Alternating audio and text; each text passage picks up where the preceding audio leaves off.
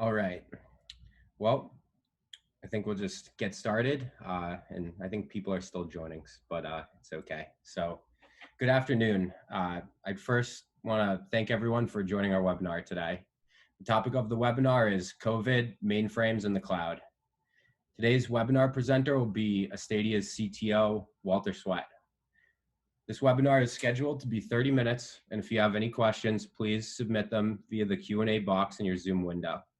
We'll try to answer all of the questions at the end of this webinar, but if we run out of time, we'll respond to your questions via email after the webinar concludes. Without further ado, I'd like to hand this off to Walter. All right, Ari, thank you very much. I appreciate it. And good morning, good afternoon, and good evening to everyone.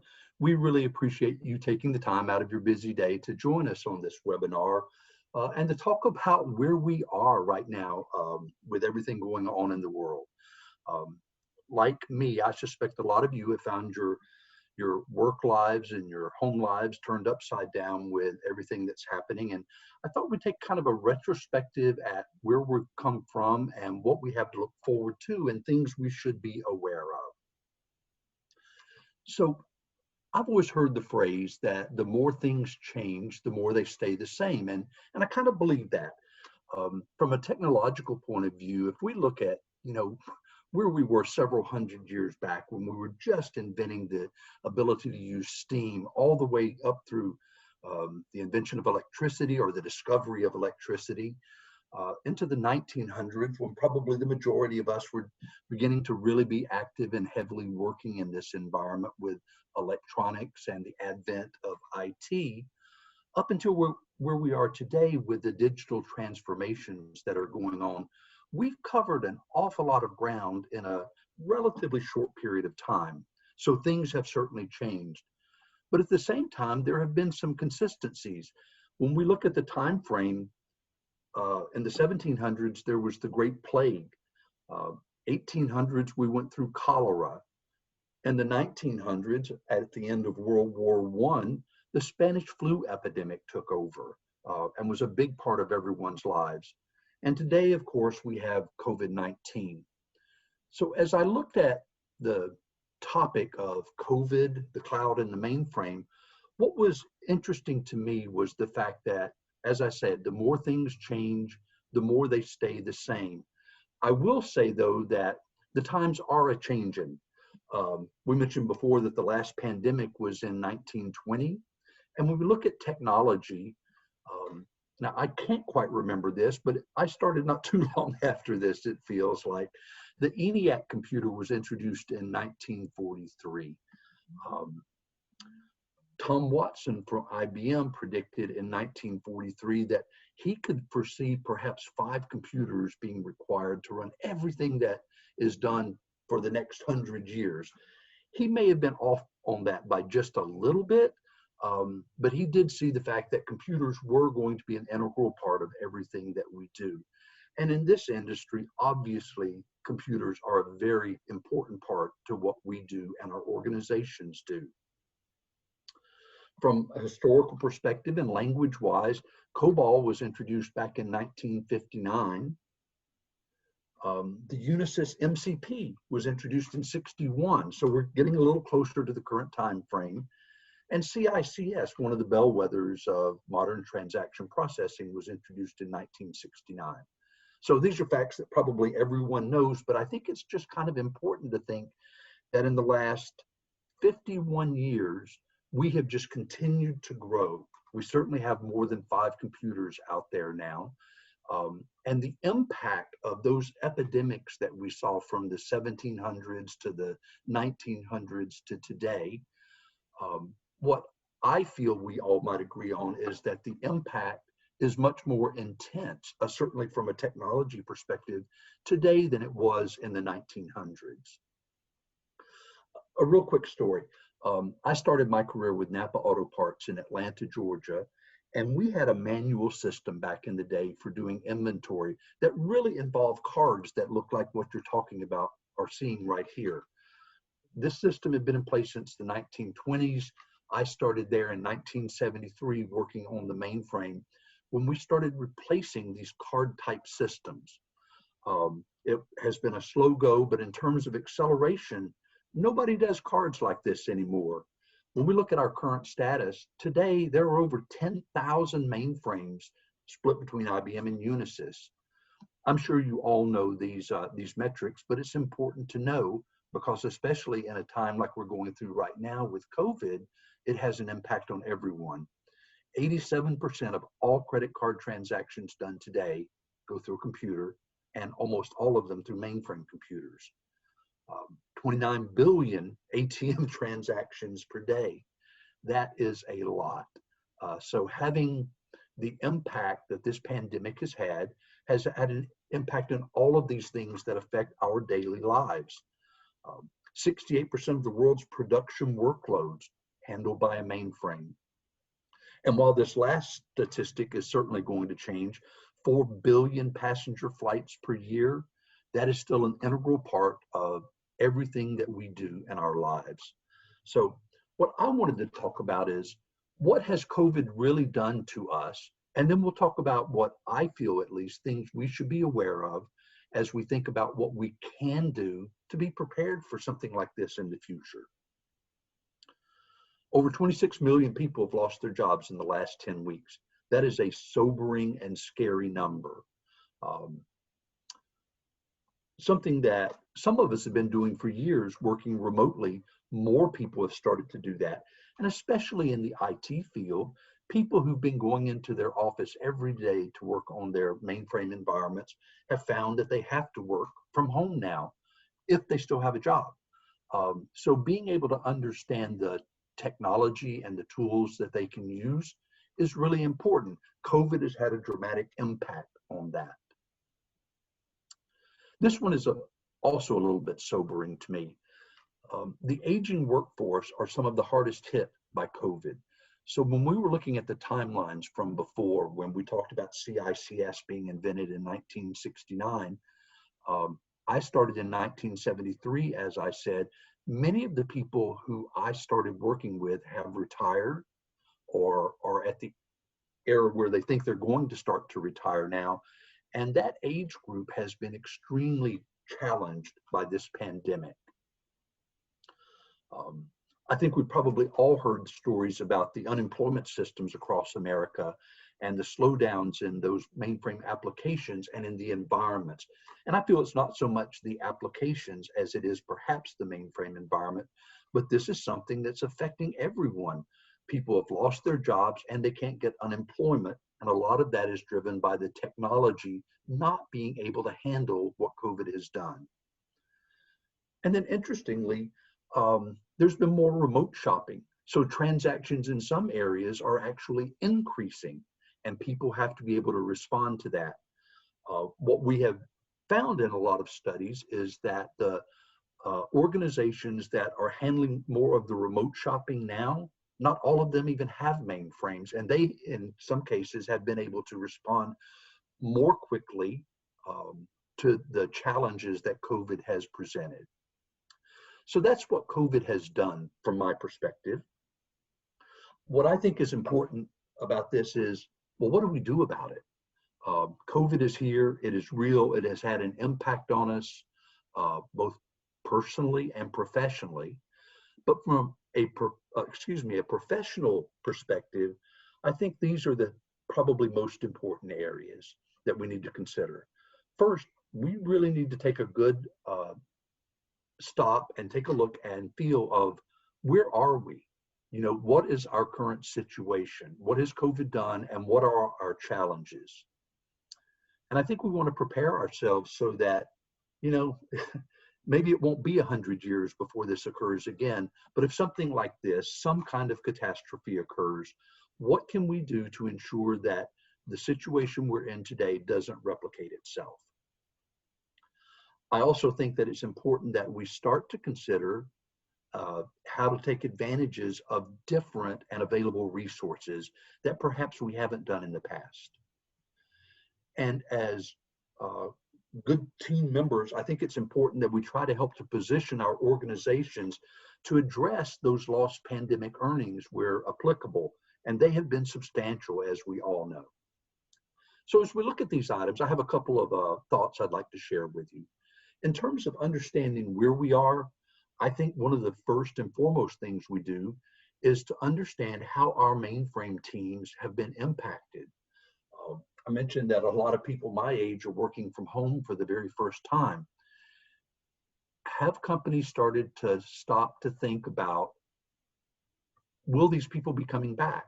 Are they going to decide that, you know, I've enjoyed my time with my grandkids at home, and I don't think that I really need to go back to that workplace or be exposed in ways that I might be if I were to go back to work. That would have an impact on everyone. And if that were to happen, how much institutional knowledge will just be gone forever? It is astounding the number of mainframe programmers who wrote applications 40 years ago that are still in place today. And they have an intimate knowledge, and they can tell you in a second when something happens, you know, what needs to be done to fix a situation. But if those people aren't there, what's the path that gets you to where you can protect your investment and your organization by ensuring that that institutional knowledge just doesn't walk out the door, or in this case, chooses not to come back? In terms of preparing ourselves so this situation doesn't replicate itself, I would like to suggest that in today's environment, cloud technology really is a viable alternative for people so that they can start to do things in a different way, so that we don't encounter some of the horror stories that we've heard with mainframe applications not being able to handle increased need.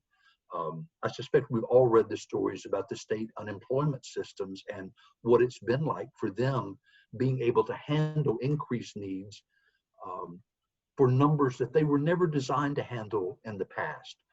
So looking at cloud alternatives as you move forward, I think is really, really important. And it gives you the ability to position yourself to be in a better place to protect your investment. I would like to also suggest that a hot topic and an important topic, DevOps, can be a critical point here moving forward.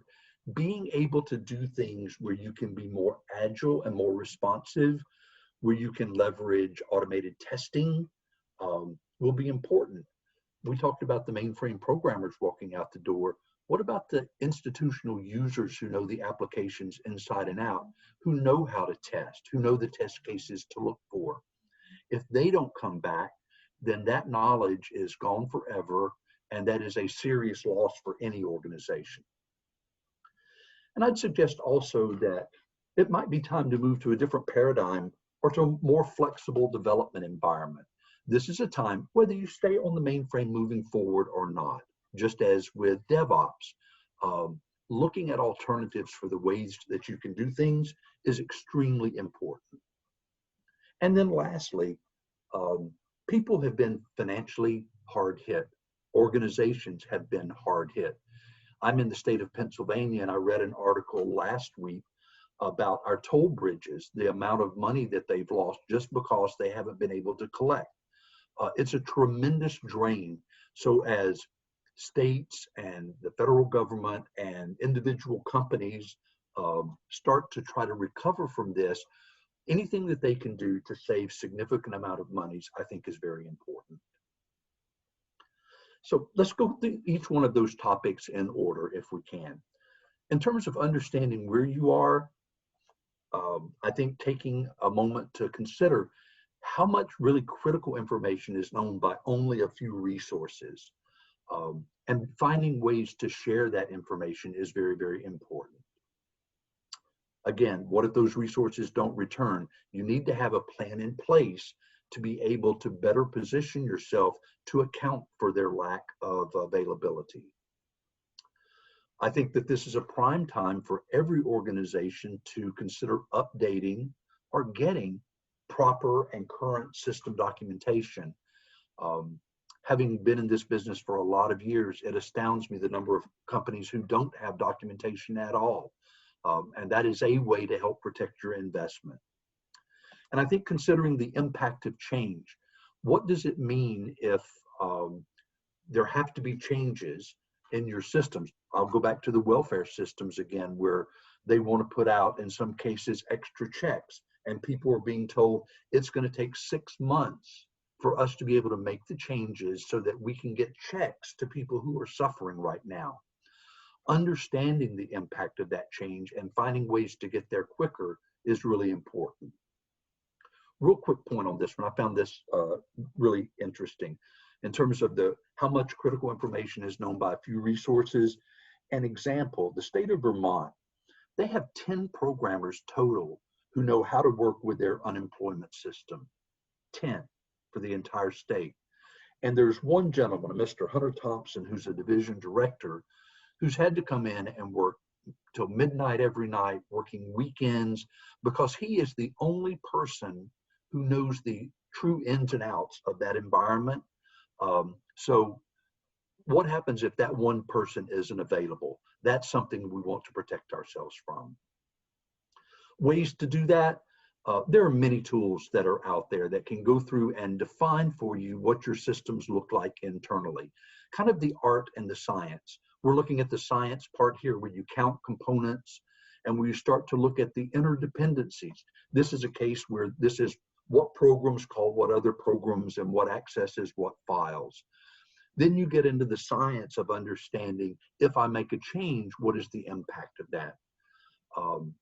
Being able to provide full documentation so that if we look at this example, that we see that this particular program that's shown calls other programs, it reads certain files, it displays certain data maps. Having that current is a way to protect yourself from lack of resources. Being able to have a graphical representation so that you know what everything does is really, really important. And this is an opportune time to figure out what the best tools are that are out there that can give you this information. The second point, where do we go from here? I think it's important that you prepare yourself so that this situation doesn't repeat itself. I mentioned before, consider the cloud and DevOps. When we look at the cloud, this happens to be an example of Azure. The same is true for AWS and Google Cloud as well, where you can start to leverage the scalability, the elastic scalability that exists in the cloud, so that you don't have mainframes that just can't handle the workload as easily. Not that something that has to be done right away, but it's a good planning point, I think, for organizations to consider moving forward. Looking at DevOps, being able to leverage continuous integration and continuous deployment, being able to leverage automated testing. Here at Astadia, we happen to use a tool called Eggplant. There are hundreds of tools that are out there that you can use. No matter what tool you look to use moving forward, understanding the environment and the tools that are there to better prepare you to be responsive in these trying times that seem to keep popping up, I think is really important. And then I think it's important to consider how you take advantage of available resources. You know, the mainframe is a fantastic environment. It does the same thing every day in the same way very, very well. And that's wonderful. But there are times when there are other tools and capabilities that are important. Being able to train people to learn the mainframe, I contend it's a whole lot easier to teach a COBOL programmer on the mainframe how to use a different development environment like Eclipse or Visual Studio than it is to bring someone in from college and teach them TSO and ISPF. It's more intuitive in the newer environments, and we find people have been very, very responsive to it. So allowing yourself to take advantage of those available resources, whether it's tooling or other capabilities, is important. You know, it can be time to move to that different paradigm, being able to go to an Eclipse or a Visual Studio where you can do, in some cases, much more automated debugging and testing, where you have more control over what you do. That's important. Being able to look at code quality, being able to have wizards that help drive you through the process. All of these things are extremely important as you try to find ways to be more responsive to challenging times. Being able to consider getting away from languages. If you can't find COBOL programmers, the state of New Jersey was looking for people in retirement homes and people who actually have retired to come back to volunteer to handle some of the problems they encountered during this pandemic. Being able to go to a different language where it's easier to get people is a plus. You can do a straight refactor. Here's an example of where we did a project for someone where they continued to do development in COBOL, but they needed to end up with half of the applications converted over to different languages. This was a way to do it. It's all about flexibility. And where do we go from here? So for us, trying to recoup some of these earnings is going to be very important for organizations. Companies are going to have a hard time keeping the doors open. We have found that people can honestly save by going to the cloud 60 to 80% of what their mainframe cost spend is today. An example, this was a 5,000 MIP IBM mainframe, and it was costing an organization a total spend of about $15 million. After the cost of migration, their annual cost moving forward was just a little over $500,000. So $14.5 million savings per year is a dramatic impact and something that is very important for people to consider, I think. So what are the next steps? As I said, whether you stay on the mainframe or you look to move away from the mainframe, understanding where you are, where your weak points are in terms of the knowledge of your applications is a great first step. And then we can help with that, and other organizations can as well, but being able to have an assessment of what your application looks like, the documentation that we talked about, ensuring that you're not reliant on just a single person is really important. Being able to get a rough order of magnitude, plus or minus 20% to say, what can I possibly save by considering alternatives, getting off of the mainframe, refactoring, doing more DevOps work on the mainframe, trying to put numeric values to that, I think is important. And then also understanding a potential return on investment. Those are things that help organizations say, here are ways that we can consider doing things differently. So even if it's not in the next 100 years, but what if it's the next 15 years before something like this happens again? I think this is an opportune time for organizations to look at doing things in ways that perhaps they haven't been able to before. We at Astadia, we would love the opportunity to help anyone who would like to discuss this further. As I said, we can offer free code assessments. We can work with organizations to share ours and our customers' experiences to help understand what can be done. So that was really it. At this point, I'd just like to kind of throw it open to see if we've had any questions come in. Ari, could I ask you to see if anyone has asked anything that I might be able to address? Yeah, looks like we had a few questions come in. Okay, so first question. Has there been any difference in the number of people looking for mainframe options during this pandemic? Wow, what an interesting question. So I find this fascinating. When COVID first started to have an impact on everyone just kind of shuttered the doors. They said, we're buckling down. We're not going to do anything different. And we're not going to consider anything else. After about 5 or 6 weeks, organizations, I think, started to understand, what the real impact was, both from a financial and a people perspective. And organizations have been looking diligently now at all kinds of alternatives, recognizing that they don't want to ever go through this again. So the increase in people considering alternatives has been drastic over the last 4 or 5 weeks, I would say. we have any other questions? Yeah, looks like a couple more are coming in. Can the cloud actually handle mainframe level workloads? Absolutely. I always view it this way. As I said, the mainframe is a great environment. It works wonderfully. It does an amazing job. In the last 8, 10 years, there have been organizations like in fintech who have never had a mainframe, who are handling the same levels of workloads that the mainframe has.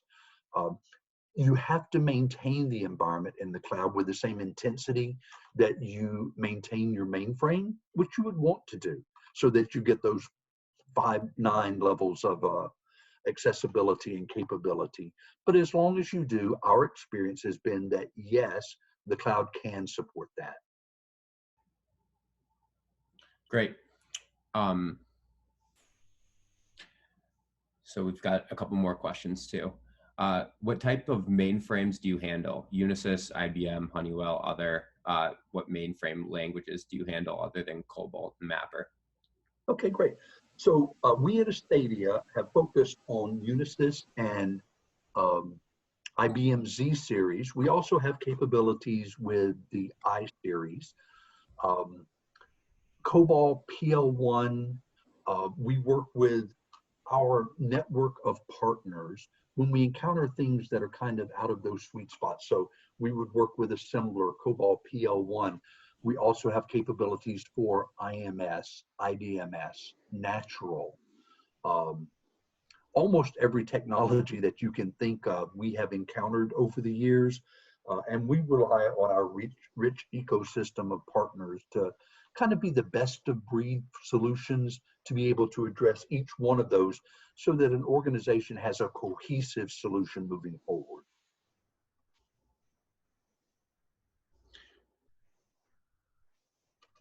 Great.